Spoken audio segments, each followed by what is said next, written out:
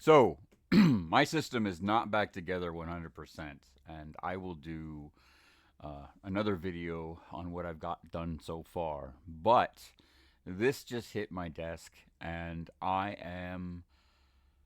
very excited because what this means is somebody, I've read the whole thing and I've seen videos on it, and one of the fun things about this is that it proves, without a doubt, in a way that the government itself can understand, that the United States health system is so broken that it has now become a national security issue because other countries are weaponizing healthcare fraud in order to try to assure that Americans get a either a worse quality of care or, no doubt their goal, no health care at all, which is unfortunately the case for a lot of Americans. And so, from my perspective, and from a,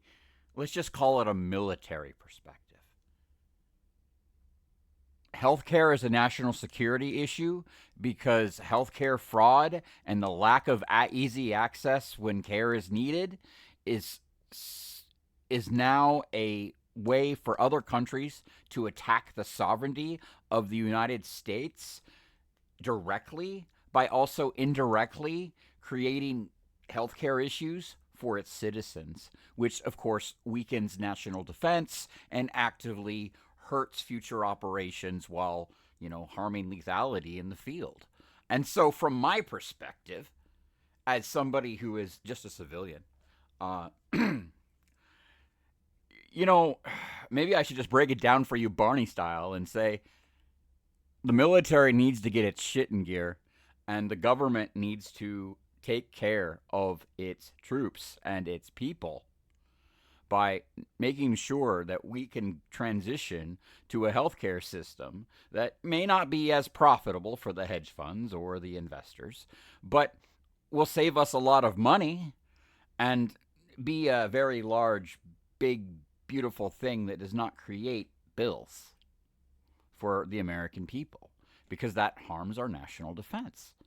And so, from my perspective, looking at this, seeing it in Reuters, the most trustworthy news source I know of, this makes me sad that this has been going on, to be clear.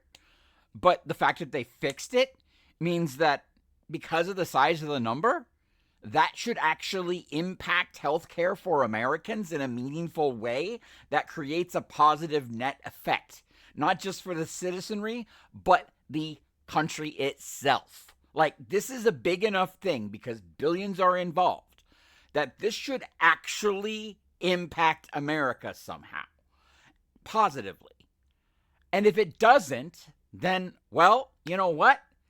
Sounds like the enemy's still there, and the United States military needs to go in and make sure that that's safe now. Because otherwise, you're failing us. You're just failing us.